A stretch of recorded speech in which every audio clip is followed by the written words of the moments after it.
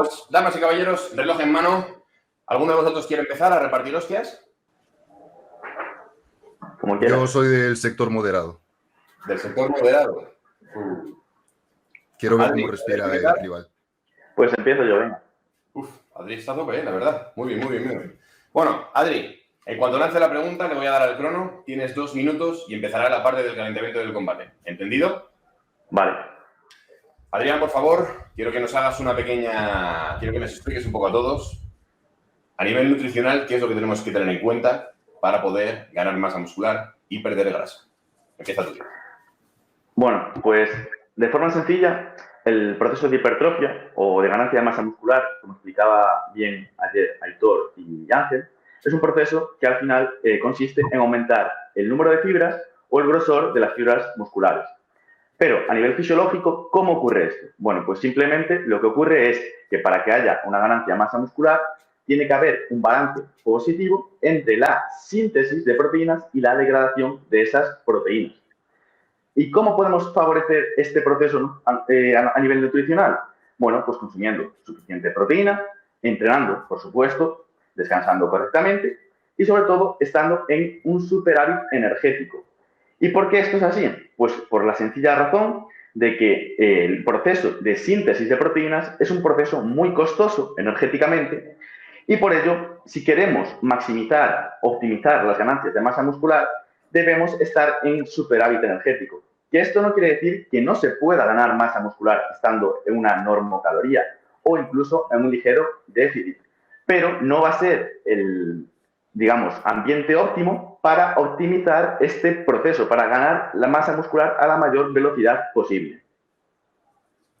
Muy bien.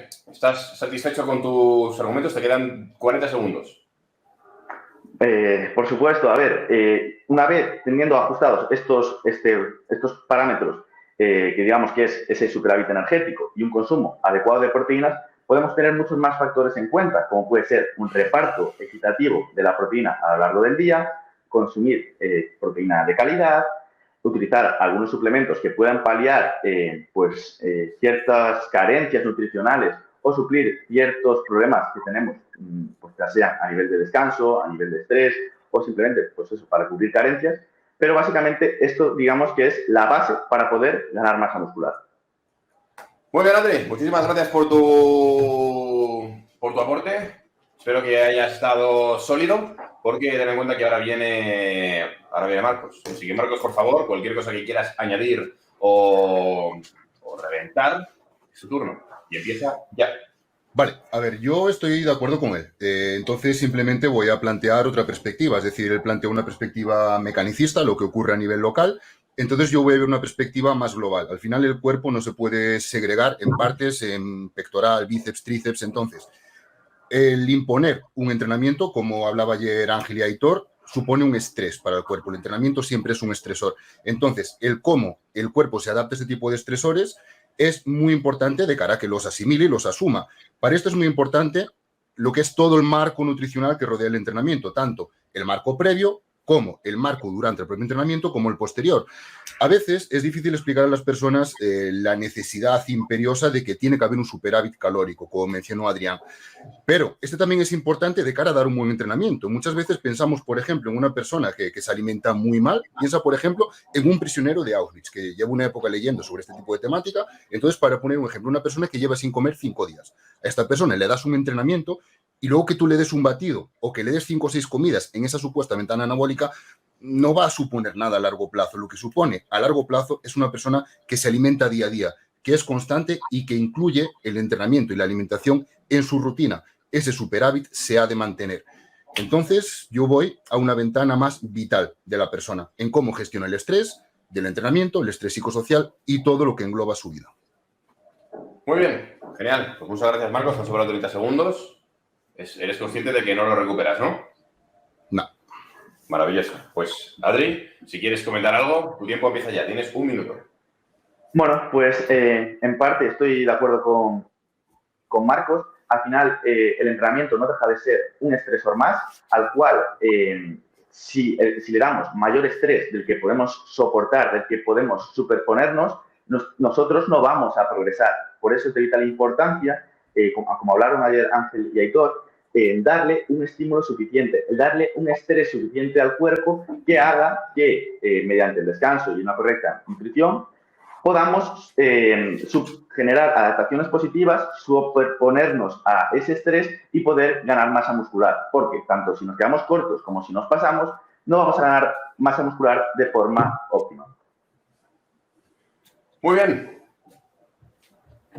¿Te ha dolido, Marcos? No. Estoy bien de acuerdo. O sea, yo he visto a Adri como que ha dicho, en parte estoy de acuerdo, pues claro, ¿en qué otra parte no? Pero bueno, eso ya lo veremos más adelante, Adri. Adri, tienes que mejorar más la derecha, ¿eh? Adri, que si no en el combate vas a flipar, ¿eh? No he sentido golpes. No, ya, por eso mismo, ¿eh? Os estoy viendo demasiado friendly, ¿eh? A mí mismo. Yo va a haber un momento en el que voy a girar y como uno de los dos siga con la oreja puesta, me voy a enfadar, ¿eh? Luego, yo sé que estamos en combate, no te fíes, Adri. Es una estrategia, ¿no? Como que vais friendly y luego de repente zacapum, ¿no? Vale. No se sabe. Bueno, Marcos, tu minuto de réplica empieza ya. Bien, realmente no tengo nada que replicar. Estoy de acuerdo con la dinámica general. Simplemente sería añadir. Es decir, nosotros necesitamos, en términos generales, 3 estímulos. El entrenamiento, luego necesitamos a nivel nutricional, ese aporte nutricional, y luego podríamos también englobar el estímulo del descanso, que es la recuperación.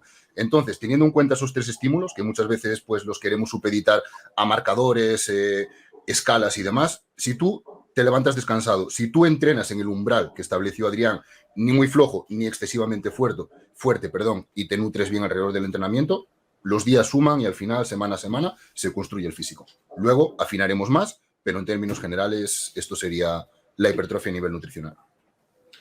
Muy bien, pues dicho esto, vamos a ir con la segunda pregunta. En este caso ha empezado Adrián. Ahora empiezas tú, Marcos. Así que la pregunta y tus 2 minutos de exposición, por así decirlo, empiezan en cuanto termine de comentártela y plantearla. Esa pregunta es: ¿cómo calcular las calorías? Fórmula simple versus complejas y precisas. Empieza ya. Bien, muchas veces yo hablo en redes sociales de fórmulas simples. Las fórmulas simples es una mera aproximación y hay muchísimo que matizar. ¿Cuál es el problema? Que cuando tú hablas en redes sociales hablas para una generalidad y te encuentras a personas que dicen, me pierdo con estos números, es mucho para mí. Y hay gente que dice, esta fórmula no es exacta. Debemos partir desde la base de que ninguna fórmula es exacta, porque incluso las mejores fórmulas que tenemos no tienen en cuenta muchas cosas. Incluso aunque quieras tenerlas en cuenta, hay muchas diferencias individuales entre personas aparentemente iguales. Entonces, teniendo en cuenta que ninguna fórmula es exacta, cualquier fórmula va a ser una referencia. Obviamente, si te quieres aproximar, debes hilar más fino. Por ejemplo, la fórmula que yo planteo, que es 1 kilocaloría por 24 horas por el peso del sujeto, no tiene en cuenta ni la grasa corporal, no tiene en cuenta la altura del sujeto y no tiene en cuenta muchas variables que son de extrema importancia de cara a evaluar la tasa metabólica basal, ¿vale? Pero, aunque partamos de una fórmula que te dé exactamente la tasa metabólica basal, luego habría que establecer el factor de actividad. Luego había que establecer también el efecto térmico de los alimentos y al final la única forma de saber las calorías que necesita una persona es evaluando semana a semana con el paso de las semanas. Es la única forma de aproximarse realmente a lo que necesita una persona. Muy bien. Ok. Pues Adri, el tiempo comienza ya.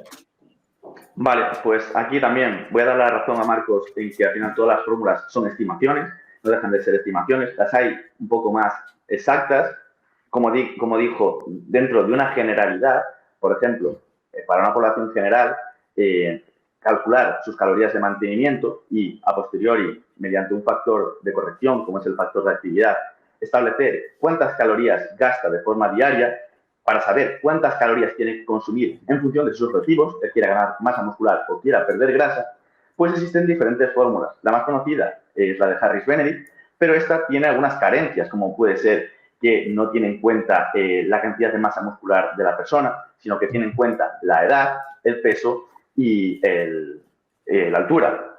Entonces, al final, deja, digamos, pequeños márgenes de error que al final pues, hace que no sean exactas.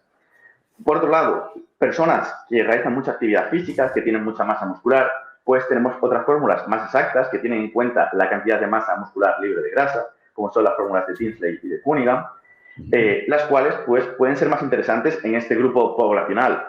Tenemos la fórmula de Cunningham, por ejemplo, que multiplica la masa muscular libre de grasa por 22 y la sumas 500 calorías. De nuevo, son estimaciones. Aún así, hay una cosa que me gustó que dijo Marcos, que evaluar de semana a semana cuántas calorías gasta una persona es algo que es necesario, porque en función del estado nutricional en el que nos encontremos, ya estemos en un superávit energético o un déficit energético, se producen adaptaciones metabólicas. ¿Y qué es esto? Pues que nuestro cuerpo no quiere salir de esa homeostasis. Si nosotros estamos en superávit energético, semana tras semana, nuestro cuerpo cada vez va a ser menos eficiente asimilando calorías. Y por lo tanto, vamos a necesitar comer más para poder seguir creciendo. Y de la misma forma, cuando estamos en déficit energético, una definición, con el paso de las semanas, vamos a ir reduciendo nuestra tasa metabólica basal porque tenemos menos masa muscular y menos grasa. También vamos a disminuir nuestra actividad de forma involuntaria y, por lo tanto, es de vital importancia en ese contexto, si queremos perder grasa, aumentar el déficit energético y controlar nuestro NIT, el gasto energético de fuera del entrenamiento que realizamos en nuestro día a día. Adrián, que parezco que estoy señalizando ya el avión, tío. Te has pasado 30 segundos, macho. Si se fuma el tiempo, gano a los puntos, ¿eh? Si se fuma el tiempo, vale por un crochetazo en la mandi. Uno menos. ¡Hala! Vale. Bueno. De vengo arriba. Te ha venido revísima. He visto que has pasado... ibas en sexta y no sé cómo de repente has terminado en octava. La octava marcha. Bueno, dicho esto, empezamos con el apartado de las réplicas. Marcos, ¿algo que matizar o algo que aportar? No hay réplica. De hecho, como me da la razón al final, pásame para allá y damos un seminario entre los dos. No, estoy muy de acuerdo con él. Al final, pues fórmulas como la de Cunningham sí que es más apropiada para atletas, gente incluso con normopeso, gente con un porcentaje de grasa muy bajo. De hecho, es la que solemos utilizar nosotros. Pero luego, al final, la forma correcta, que es un poco decir lo que dice él, de forma más resumida, es decir, mejor, la forma de saber lo que necesita un atleta es ajustar al individuo, pues, tras realizar un control periódico. Con una persona viene a tu consulta o incluso trabajando online, pues peso, perímetros, pliegues corporales, rendimiento, cómo está la persona de estrés, el nivel de hambre que necesita y demás. Entonces, es la única forma de aproximarse. Cualquier fórmula, siendo unas más exactas que otras, cualquier fórmula es inexacta. Ok. Adri, ¿algo que aportar? Sí, que una cosa es saber las calorías que, por así decirlo, necesitamos para mantenernos en función de nuestro gasto energético y después, en función del objetivo en el que tengamos, podemos pues, subir más o menos las calorías o incluso bajarlas más o menos. Hay personas que responden mejor a un déficit agresivo de calorías y otras que responden más a un déficit más moderado. Entonces, al final juega un papel fundamental también la adherencia de la persona, del cliente, y por lo tanto, pues al final, del preparador en cuestión, al final es quien establece mejor qué calorías debes consumir para tu objetivo. Ok. Genial, chicos. Pues dicho esto, pasamos a la siguiente pregunta. En este caso empieza Adri. Y creo que aquí pueden haber algunas pequeñas disputas, así que tener bastante clara cuál es vuestra posición. Porque, Adri, tienes 2 minutos para hablarnos acerca de en qué rango de proteínas te moverías en cada etapa. Empezamos ya. Bueno, pues a ver, en primer lugar, ¿las proteínas qué son? Pues las proteínas son un macronutriente esencial, las cuales aportan 4 kilocalorías por gramo. Que sean esenciales quiere decir que sí o sí tienen que estar en nuestra dieta. Vale, a partir de ahí podemos tener en cuenta que las proteínas se encargan de la reparación de tejidos, como es el tejido muscular. ¿Qué ocurre? Que nosotros, en nuestra rutina diaria, generamos una degradación proteica y una síntesis proteica. Cuando nosotros estamos en una etapa de definición, aumenta la degradación. Entonces, si nosotros no queremos perder masa muscular, debemos aumentar nuestra cantidad de proteína diaria. ¿Por qué? Porque cuando ingerimos proteína, estimulamos la síntesis proteica. Entonces, si nosotros conseguimos que esa degradación proteica se vea mermada o, digamos, compensada con un aumento de la síntesis proteica, vamos a evitar la pérdida de masa muscular o reducirla al máximo. Por esta razón, cuando estamos en déficit calórico, es necesario aumentar la cantidad de proteína diaria. De forma general, como recomendación general, podemos decir que por encima de 2 gramos por kilogramo de peso corporal de proteína sería lo idóneo para minimizar esta pérdida de masa muscular. Y en una etapa de superávit podemos reducirla un poco a un rango de entre 1,6 y 2 gramos de proteína por kilogramo de peso corporal. Aún así, en mi opinión, podemos irnos a rangos superiores porque las proteínas en personas sanas no tienen efectos perjudiciales en nuestra salud. Entonces, yo siempre opto por consumir dentro del rango de la recomendación por el rango superior. También es cierto que podríamos individualizar en función del sujeto, del nivel del sujeto, del sexo de la persona, para decidir si es necesario consumir más o menos proteínas, pues en función del objetivo que tenga. Muy bien, maravilloso. Ahora sí que sí, puntual, mi colega. Pasamos, por favor, a Marcos. Bien, Adri, no has dado datos, tío. Bien, en rangos generales, lo que nos dice la literatura, estoy de acuerdo con lo que dijo Adrián, es por meter un poquito de cizalla, que lo veo muy relajado. En rasgos generales, la evidencia establece que entre 1,6 y 2 suele ser suficiente. Suficiente no suele ser sinónimo de óptimo, no tiene por qué ser óptimo. De hecho, hay ciertas corrientes en redes sociales que aseguran que con 0,8 de ahí para arriba suele ser suficiente. Vale, intenta hacer una dieta de superávit calórico y solo incluir 0,8. Prácticamente va a suponer hacer malabares y con lo cual no es eficiente. Entonces, teniendo en cuenta que entre 1,6 y 2 suele ser suficiente para las adaptaciones y teniendo en cuenta que más no va a tener perjuicios, sino en todo caso beneficios en cuanto a ganar masa muscular, es decir, masa libre de grasa, a promover una mayor saciedad y sobre todo en definición, a dar un mayor soporte a masa muscular, y tenemos estudios sobre esto comparando ingestas de 1,2 gramos por kilo, de 1,6 y de 2, y se ve, por ejemplo, que en 2 o 2,2 la pérdida de masa muscular durante un proceso de definición es menor. ¿Qué nos importa de cara a mantener una tasa metabólica? Mantener la masa muscular. ¿Qué nos importa de cara a mantener rendimiento? Mantener la masa muscular. ¿Y qué nos importa de cara a una competición de culturismo? Mantener la masa muscular. Entonces, suscribiendo lo que dijo Adrián, me situaría en el rango superior también. Muy bien. Adri, ¿tienes un minutito para matizar o golpear? Como he dicho, yo también opto por ir al rango superior de las recomendaciones generales. De hecho, hay algunos estudios que abogan por consumir todavía más proteína, porque hasta 4,4 gramos por kilogramo de peso corporal en sujetos sanos, el consumo proteico no muestra efectos secundarios y, de hecho, hay varios grupos de investigación que han evaluado el consumo de proteínas comparando, por ejemplo, 3 gramos de proteína, 3,2 versus 2,2, 1,8 versus 4,4. Y en todos estos estudios lo que se ha visto es que los grupos experimentales que han consumido más proteína han ganado la misma o más masa muscular, pero en todos ellos se ha visto que han perdido más grasa el grupo que ha consumido más proteína. Y esto básicamente es porque, por un lado, la proteína tiene un papel saciante y por otro, el gasto energético derivado de esta digestión de las proteínas supone hasta el 25% de las kilocalorías que aporta. Por lo tanto, esos 4 kilocalorías por gramo que a priori nos aportaría las proteínas, sin embargo... Ya estaría. Genial. Muchísimas gracias, Adri. Se te ha cortado un poco, pero bueno, también es verdad que se había terminado el turno. Adri, ¿nos escuchas bien? ¿Ha ido todo bien? ¿Se te ha cortado un poco?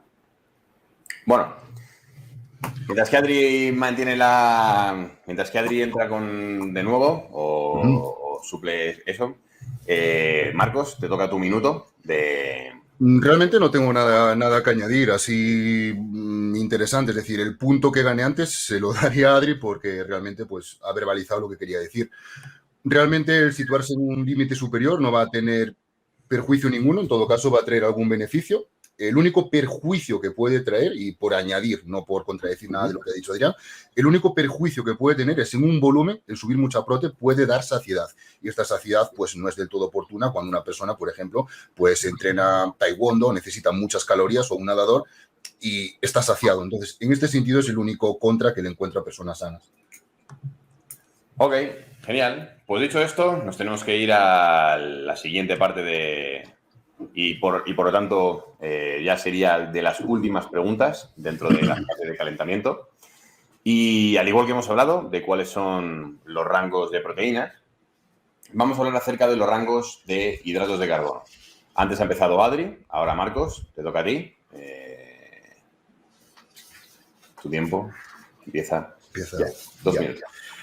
Vale, es importante el señalar para qué son los hidratos de carbono, al igual que Adrián señaló para qué son las proteínas. Los hidratos de carbono muchas veces se piensa que son exclusivamente la gasolina del cuerpo, que es la energía que necesitamos. Entonces, si yo obtengo energía de otras fuentes, los hidratos de carbono me dan igual bien. Esto no es cierto. En general necesitamos los hidratos de carbono para diferentes cosas. Los hidratos de carbono, al mismo tiempo que nos dan energía, también son señalizadores en la masa muscular. Cuando se acumulan como glucógeno muscular, esto da una señalización que no solo protege la masa muscular, sino que también genera, digamos, un entorno energético y de construcción a nivel de proteínas que es muy favorable para el atleta. De hecho, el tener un índice de carbohidratos bajos, esto se puede, incluso hay estudios por el umbral de glucógeno, por debajo de los 300 milimoles, pues se producen pues, una mayor liberación de catecolaminas en el entrenamiento, mayor activación del sistema nervioso del ramal simpático, y esto al final produce que las adaptaciones, tanto la asimilación del propio entrenamiento como las adaptaciones a posteriori para generar esa masa muscular o para mantenerla en un proceso de definición, pues no sean tan favorables. Entonces, datos. Una dieta low carb yo la suelo situar en 2 gramos por kilo de hidratos de carbono. A partir de ahí, en función de la actividad del sujeto, podríamos tirar para arriba. Hay gente con 4, 5 y 6 gramos de hidratos de carbono por kilo perdiendo grasa, con un buen rendimiento, descansando bien, sin ningún tipo de intolerancia a la glucosa, ni resistencia periférica y nada por el estilo. Los carbohidratos no van en contra de la salud, sino que van a favor del rendimiento. Ok. Dicho esto, Adri, tus 2 minutos empiezan ya. Bueno, pues como ha hecho Marcos, al final el rango del que habla lo ha comentado al final de todo, porque en mi opinión también no me gusta hablar de un rango de carbohidratos a emplear, porque personalmente prefiero establecer en primer lugar el consumo proteico, que es posiblemente mayor en una etapa de definición que una etapa de volumen. Me gusta establecer la cantidad de grasas de igual forma, que bueno, lo veremos a continuación qué rango es. O lo tendremos que comentar en algún momento, si no lo digo ya, pero es que 0,6, 1,2 gramos de grasa, digamos que puede ser lo ideal en cualquier persona. En función de muchos parámetros podemos tirar para arriba o para abajo, pero más o menos por ahí. Entonces, una vez establecida la cantidad de proteínas y de grasas, a continuación, en función del objetivo de la persona, pues vamos a tener un mayor margen calórico o un menor margen calórico. Pues bien, ahí, en todo ese margen calórico que tengamos, vamos a meter todo en carbohidratos. Entonces, habrá personas que consuman 3 gramos de carbohidratos por kilogramo de peso y personas que consuman 10 gramos de carbohidratos por kilogramo de peso. Al final, los carbohidratos, como estoy de acuerdo con Marcos en todo el papel señalizador y demás, pero lo que sí es cierto es que su función principal es la función energética.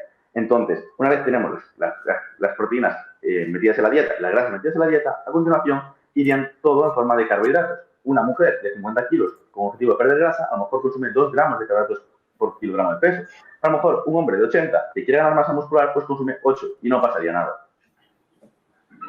Ok, genial. Marcos, es tu momento, tienes 1 minuto. En general, es que estoy muy de acuerdo. No veo el momento de que nos peleemos y tengo ganas. Es que no veo el momento porque estamos de acuerdo.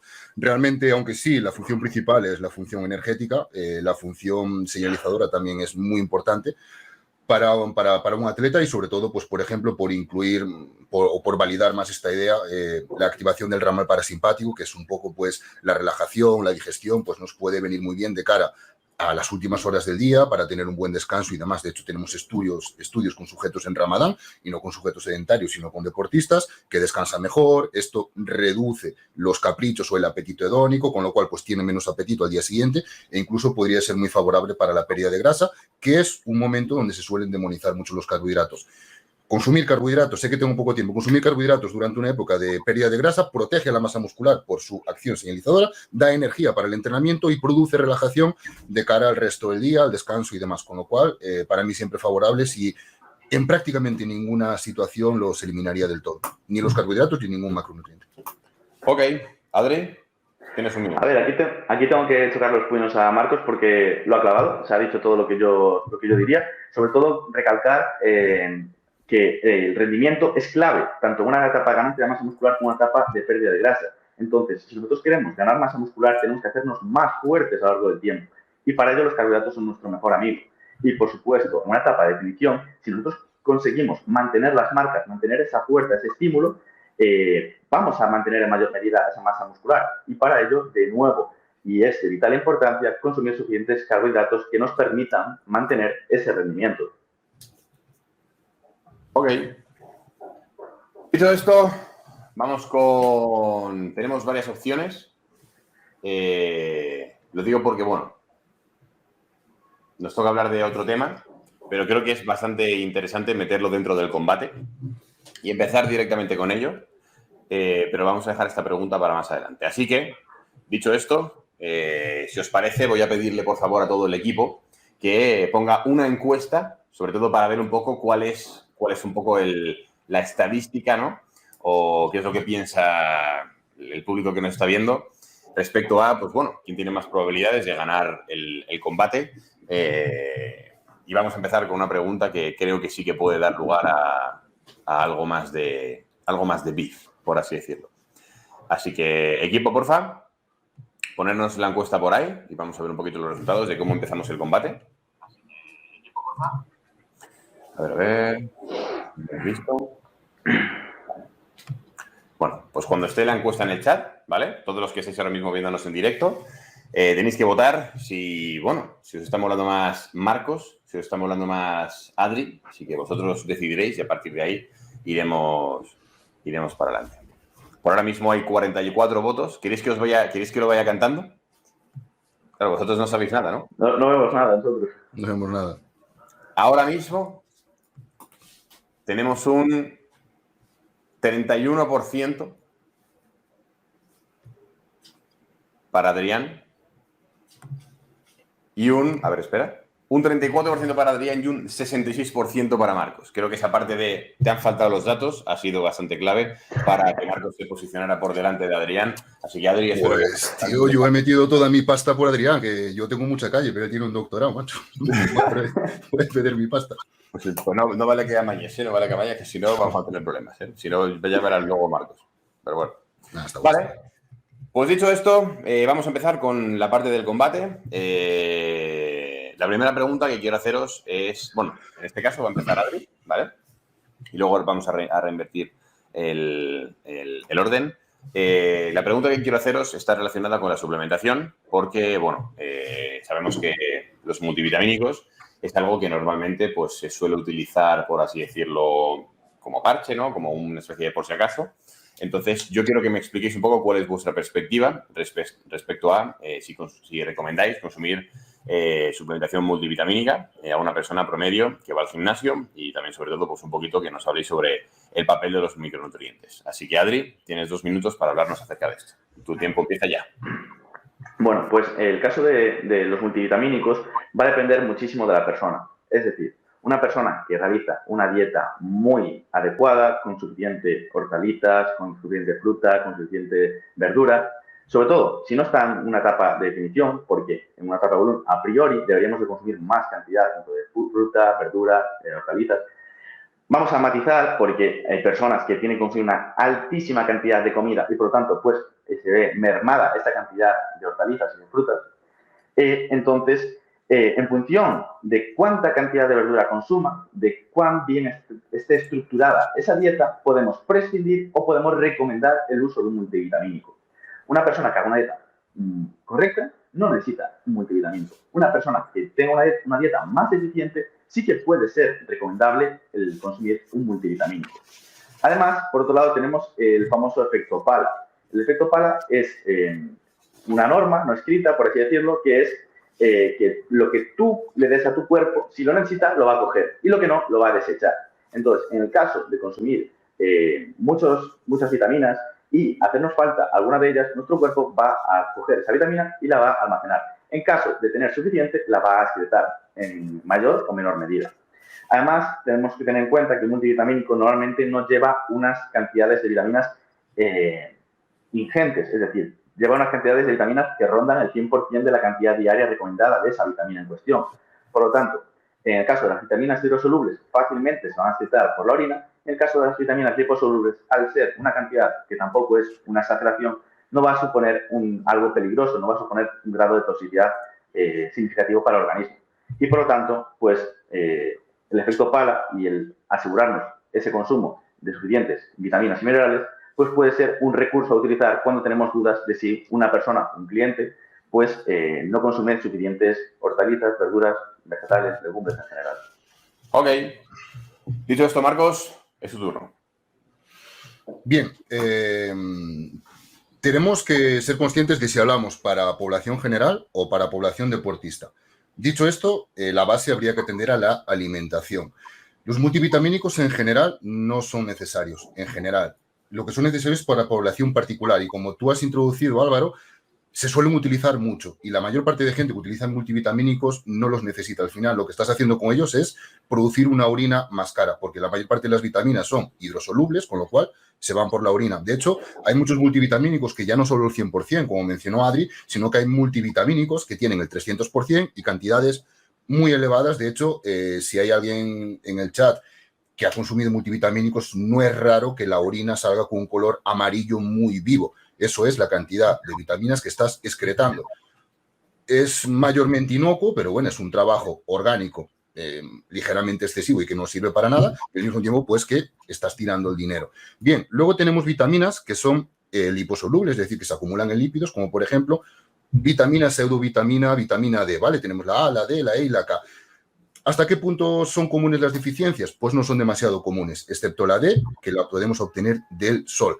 Bien, dicho esto, ¿para quién yo recomendaría multivitamínicos? Para casi nadie. ¿Qué es lo importante en este sentido? Los minerales, por la hidratación del atleta. Entonces, son comunes las deficiencias de magnesio, de calcio, incluso de zinc, de cromo para atletas. En este sentido, un aporte de minerales sí y quizás, de vitaminas prácticamente nunca. Importante la dieta y en función de esto, pues ya analítica en todo caso y pautar con un profesional de la salud. Muy bien, pues Adri, tienes un minutito para rebatir lo que necesites. A ver, prácticamente ha dicho lo mismo que yo respecto a las vitaminas. Y sí que es cierto que hay algunos multivitamínicos que contienen más cantidad de la recomendada de forma diaria, pero no existe un grave riesgo para la salud. De hecho, en multivitamínico, la cantidad de vitamina D que contiene, la gran mayoría son cantidades muy bajitas, porque cuando se suplementa con vitamina D, se hace con muchas veces la cantidad diaria recomendada para poder elevar nuestros niveles de vitamina D. En cuanto a los minerales, sí que es cierto que sobre todo personas con mayores tasas de sudoración, que son los deportistas, puede haber una deficiencia de alguno de estos minerales. Sobre todo porque muchas veces ciertos deportistas o atletas no se alimentan de la forma más correcta posible. Y esto es lo que favorece en mayor medida que no haya un aporte suficiente de nutrientes. Entonces, cuando se utiliza como una buena herramienta, multivitamínico puede ser de ayuda, pero cuando no, es tirar con el dinero. Ok. Marcos, te toca. Bien, partiendo de que tiene razón, le voy a llevar ligeramente la contraria y matizar un poco. Optaría por la suplementación específica, es decir, iría más específicamente a los minerales y, en todo caso, a aquellas vitaminas que esta atleta necesitaría, como en este caso la vitamina D y demás. Es decir, tiene razón en lo que dice, pero por matizar, porque, por ejemplo, si una persona tiene mucha sudoración, si una persona, por ejemplo, el caso de un entrenador personal que trabaje en una instalación con piscinas, hay mucha condensación, suda mucho, después entrena, tiene calambres. Esto es importante, al final, pues suplir estos minerales que se pierden, pero no se tienen que suplir como tal por un multivitamínico. Se deberían suplir con un multivitamínico si la dieta, como mencionó Adrián al principio, pues es pobre en vegetales, en frutas, hortalizas y demás. Entonces, tiene razón, pero por meter un poquito de chichilla, quería matizar, pero tiene razón. Ok. Esta vez se la comió, ¿no? ¿Eh? ¿Qué? Esta vez se la llevó. ¿Quién se la ha llevado? Se la ha llevado Marcos, ¿no? No El golpe, digo. La derechazo. Eso es algo que tiene que decidir el público. Yo solo soy el mero mensajero. A mí no me metáis en líos. No, vamos en un empate, claro. Me parece productivo el debate. Sí. Bien. Aparte, yo nunca pierdo, tío. Yo cuando pierdo aprendo y cuando gano, pues gano. O sea, al final nunca se pierde. Pues estamos en un combate de boxeo, ¿no? De boxeo, digamos, palabrístico, no poético. Marcos, este no es el lugar de soltar poesía, tío. Perdón, tío. Está enamorado. Me pongo intenso. me pongo romántico. Me pongo tierno, tío, me pongo tierno. Claro. Vale, muy bien. Pues entonces, dicho esto, vamos a pasar a la siguiente pregunta, ¿vale? Obviamente todo es lo mismo. Antes ha empezado Adri, ahora empieza Marcos. Y quiero que nos habléis respecto a dietas low carb versus dietas moderadas y dietas altas en, o sea, digamos, en carbohidratos, ¿vale? Así que, por favor, Marcos, quiero que nos hables un poquito de tu experiencia, de qué es lo que piensas que es mejor para cada uno de los objetivos que estamos hablando aquí, que es aumento de la masa muscular y reducción del porcentaje de grasa. Así que, empezamos. Vale, no hablo de experiencia, hablo de ciencia. Al final la experiencia, vale. Hay que atender a criterios muy individuales y muy personales. Aquí, este tipo de puntos lo tengo que abrir mucho, entonces dejo mucha entrada que Adrián matice, pero bueno. Hay gente que con carbohidratos muy altos está muy adormilado. De hecho, ir bajo en carbohidratos, por ejemplo, 2 gramos por kilo, pues te puede mantener un estado de vigilia superior por el papel de las orexinas y demás. Entonces, de cara al rendimiento propiamente dicho, hay gente que rinde mejor con carbohidratos ligeramente más bajos y que recupera bien, con lo cual no necesita más. De hecho, tenemos casos de atletas que no comen demasiado y progresan muy bien, tanto en cargas como en rendimiento y como masa muscular. En términos generales, ir bajo en carbohidratos para mí casi nunca es una opción. Repito, individualizar, pero casi nunca es una opción. Por todo lo que explicamos antes de los carbohidratos, por la necesidad de estos para entrenar y por la necesidad de estos para parchear todo lo que engloba alrededor del entrenamiento, ¿vale? Que es la zona más, digamos, sensible. Entonces, para resumir y por dar datos, siempre o casi siempre me movería entre 3, 2, 3 y 6, 7 gramos de carbohidratos por kilo, pudiendo bajar en algunos casos y subir en algunos otros.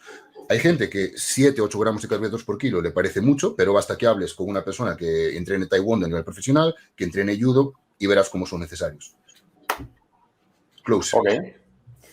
Pues Adri, tío, tienes dos minutos. Empezamos. Bueno, pues aquí, en cuanto a la recomendación que ha hecho sobre 2-3 gramos de carbohidratos por kilogramo de peso corporal, lo veo aceptable en un contexto de una persona, por ejemplo, que pese poco, ya sea una mujer o un hombre que pese poco y que tenga un objetivo de perder grasa, por el simple hecho de que al final, como tiene un margen calórico más estrecho, tiene menos calorías que consumir y tiene que asegurar tanto esa proteína como esas grasas en su dieta, que son esenciales, pues entonces, por el simple hecho de que tiene menos calorías que tiene en su dieta, va a consumir menos carbohidratos. Y sin embargo, una persona que quiera ganar masa muscular, que lleve muchas semanas o meses intentando ganar masa muscular, va a tener que comer más calorías. Y al final, pues no es rentable aumentar el consumo de proteínas pues, a 5 gramos por kilogramo de peso, o no es tan interesante aumentar el consumo de grasas por encima de 1,5 gramos por kilogramo de peso corporal. ¿Por qué? Porque esto lo dice la ciencia, a igualdad de superávit energético, el que haya un exceso en forma de carbohidratos va a hacer, versus a un exceso en forma de grasas, va a hacer que se acumule menos grasa como tejido adiposo y por lo tanto vamos a poder alargar más esa etapa de volumen y por lo tanto vamos a poder ganar masa muscular de forma más limpia, con menos acumulación de tejido adiposo. Entonces, por eso a mí me parece más importante, siempre y cuando tengamos nuestras necesidades cubiertas de ácidos grasos omega 3 o omega 6 de grasas y de proteína, aumentar de forma significativa los carbohidratos hasta el margen calórico que nosotros tengamos. Vale, ok. Veo que estáis bastante de acuerdo en esto, ¿no? Sí. Marcos, ¿tú dirías que tienes que podrías rebatir algo o que...? Sí, tengo que matizar. Tengo que matizar, pero que no rebatir. El hecho de realmente llevar... Hay que diferenciar entre cuando hablamos, porque hablamos de deportistas abiertamente y de población general, un deportista estándar o incluso un culturista profesional entrena durante 2 horas y tiene otras 22 para recuperar. Al final, ¿qué hacen los culturistas profesionales? Sofá, un paseo, un poco de cardio. Bien, ¿qué hace un deportista tipo Mireia Belmonte? Entrena muchísimo todos los días. Entonces, obviamente, el nivel de carbohidratos que necesita una persona no va solo en relación a su masa muscular, ya que, por ejemplo, también hay el mito de que las mujeres consumen menos calorías que los hombres, cuando a igualdad de masa muscular suele ser igual. Realmente, la masa muscular es un tejido metabólico vivo que consumirá calorías en función de cuánto la utilices, en gran medida. Entonces, en función de cuánto tú utilices esa masa muscular, necesitarás un mayor o un menor aporte energético. Esto es importante, que es por matizar, no por contradecir nada. Vale. Adri, tu turno. Pues lo último que comentaría, que no lo dije antes, es que las mujeres tienen una mayor tasa de oxidación de grasas y, por lo tanto, sí que es cierto que pueden venirle mejor una dieta con mayor cantidad de grasa porque tienen más triglicéridos intramusculares y, por lo tanto, van a poder utilizar como sustrato energético en mayor medida las grasas. Además, con el tema del ciclo hormonal, las mujeres también se pueden aprovechar, o es más necesario en su caso, que haya un mínimo consumo de grasas en la dieta. Ok, genial. Pues dicho esto, vamos a hacer un pequeño recuento, porque bueno, tenemos otra encuesta que hemos hecho por aquí. Antes teníamos un 60, bueno, de hecho es bastante gracioso porque el YouTube pone que 60 para Marcos, 39 para Adri. Supongo que ese 1% restante es mío. Para ti. Pues no sé, pero alguien se ha liado, ¿no? Y tenemos ahora, bueno, de hecho, tenemos un 57 para Marcos y un 42 para Adri, que volvemos a lo mismo, que al final hay un 1% que sigue siendo mío. Pero claro, al final algo me tendré que llevar yo, ¿no? O sea, no lo queráis esto para vosotros. Pero vamos a hacer una cosa, y esto es algo que ninguno de vosotros lo sabía. Entonces, es algo que va a estar bastante interesante. Y bueno, yo sé perfectamente cuál es vuestro punto de vista, o por lo menos de lo que os conozco y de lo que hemos hablado durante todos estos años, sé cuál es vuestro punto de vista respecto a las dietas cetogénicas, ¿vale? Entonces vamos a jugar a un juego. Uno de vosotros, durante esos minutos, va a tener que estar absolutamente a favor y el otro va a tener que estar absolutamente en contra. Vais a tener que buscar los argumentos para intentar convencer, por así decirlo, o sonar lo más convincentes posible, de que las dietas cetogénicas son lo mejor para aumentar la masa muscular o reducir el porcentaje graso, ¿vale? Independientemente de lo que penséis, el público va a decidir quién tiene que estar a favor y quién tiene que estar en contra. Entonces, quiero que la encuesta que pongáis en el chat, equipo, sea quién tiene que estar a favor de las dietas cetogénicas. Quien sea mayoría significa que tiene que estar a favor, quien salga minoría significa que va a tener que argumentar en contra. ¿Os parece bien? ¿Qué os parece? Prefiero defender que la Tierra es plana, tío. Bueno, pero ahí está la cosa, ahí está la cosa.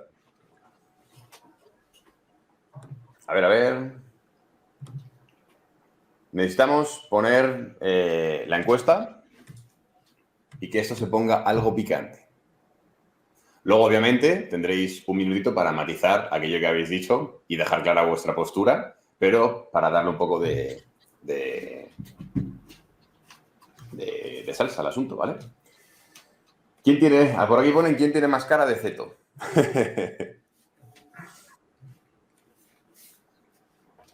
A ver. Por ahora, vamos a dejar 10 segundos, ¿vale?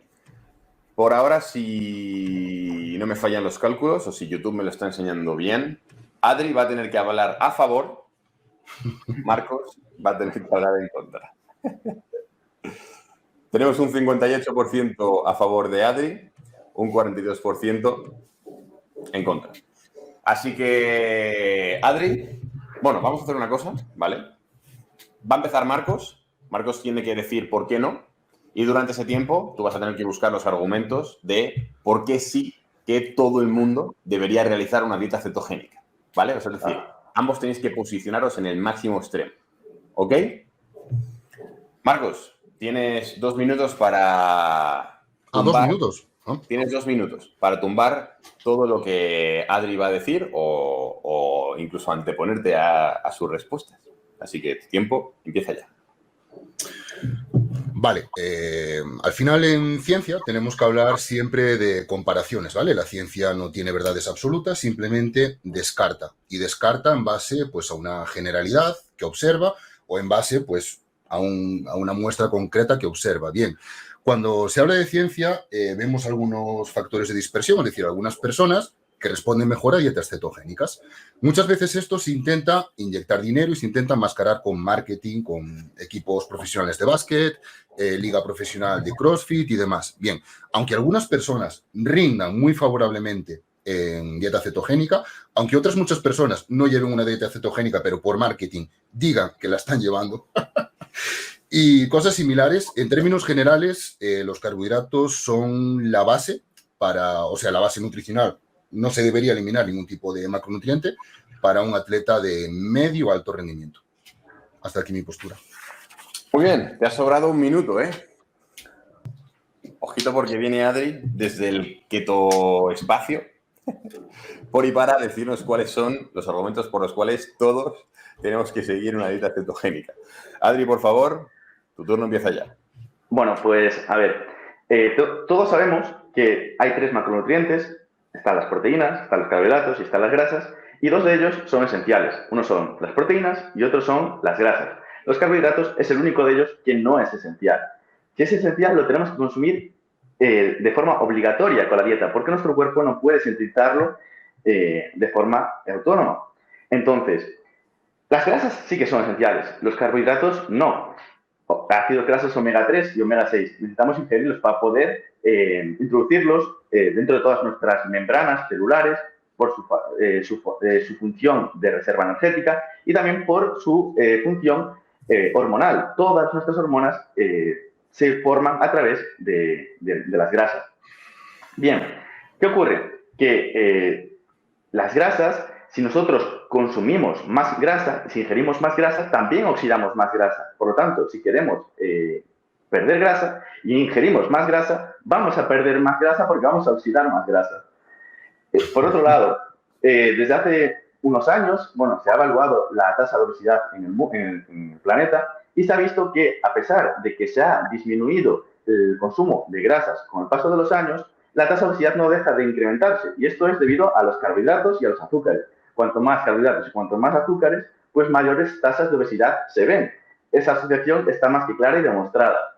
Entonces, si nosotros consumiéramos más grasa, al final lo que haríamos sería oxidar más grasa y, por lo tanto, pues tendríamos un cuerpo más fibroso y, por lo tanto, también podríamos ganar más masa muscular porque seguramente también ingeriríamos pues más proteína. Además, todo el mundo que hace una dieta cetogénica sabe que la dieta cetogénica es muy saciante y, por lo tanto, es ideal para perder grasa porque hace que comas una vez al día o 2 veces al día ayudándote de un ayuno intermitente consciente y entonces pues ya vas a perder grasa de forma muy sencilla.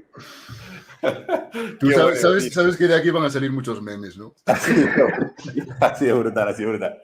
Tenéis un minuto, os recuerdo una cosa, ¿vale? Y por ejemplo, aquí dice en el chat, está mal que lo obliguen a defender la postura extrema. A ver, no está mal, es un juego, ¿vale? Es decir, todo el mundo entiende que esto es una simulación, ¿vale? Que es básicamente para dar salseo y para pasárnoslo todos muy bien, ¿vale? Igualmente, como hemos dicho, después cada uno de vosotros tendrá un minuto para defender su postura, porque claro, nadie sabe lo que vosotros pensáis hasta ahora. Lo único que sabemos es que uno tiene que argumentar a favor y otro tiene que argumentar en contra.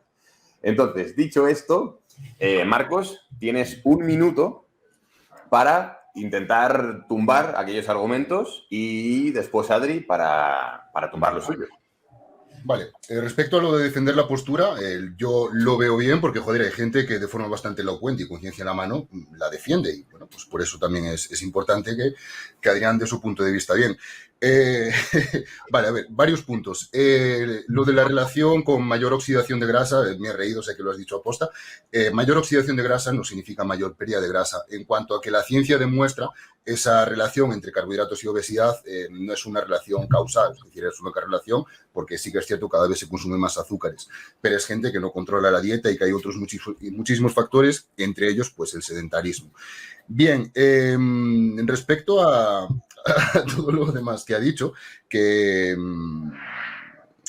realmente no encuentro un punto realmente de contraargumentar, porque es que aunque él defienda las bondades de los ácidos grasos y de...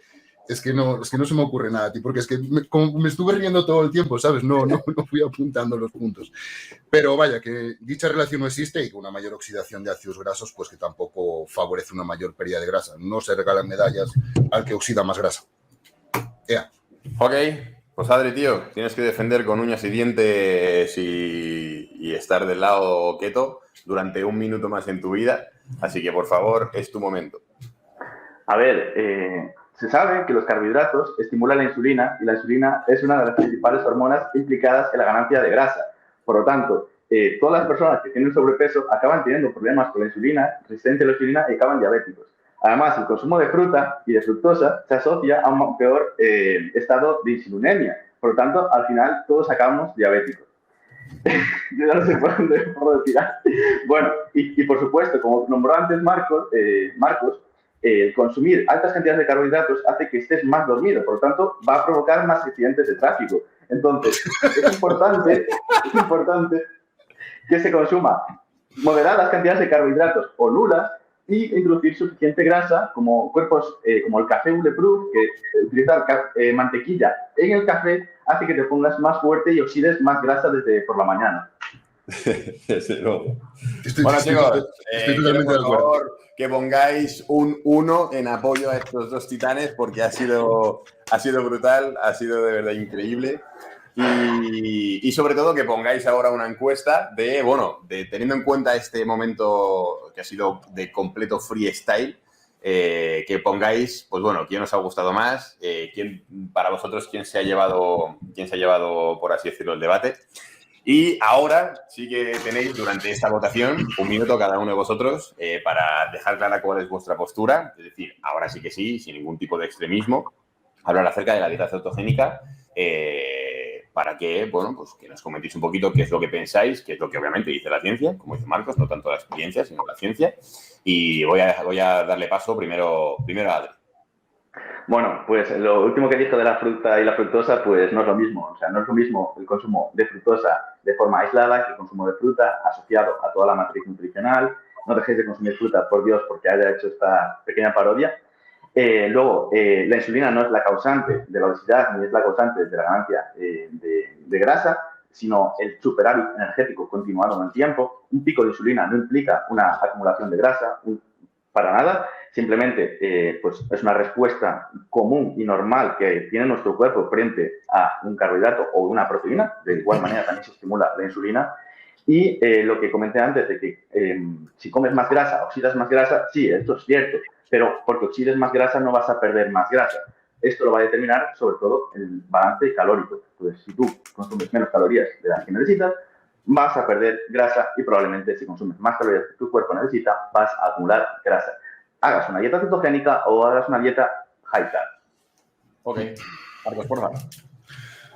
Muy de acuerdo. Yo al final esto todo lo acabo resumiendo con analogías y es cierto que tú no necesitas carbohidratos para vivir, pero es que tampoco necesitas ducharte para vivir. Tú necesitas respirar, comer, pero obviamente para rendir mejor en un deporte, mejor lo sueles hacer con carbohidratos y para convivir mejor en sociedad, pues convives mejor si te duchas y tienes una buena higiene personal. Entonces, aunque haya personas, ahora no voy a mezclar cosas, ¿vale? Duchas aparte, carbohidratos aparte, aunque haya personas que sí, que funcionen mucho mejor con 0 carbohidratos, esto no se puede extrapolar a una población general o a una población general deportista. Entonces, si a una persona algo le funciona, principio de individualización, hazlo. Si algo no le funciona, pues, tío, no se puede.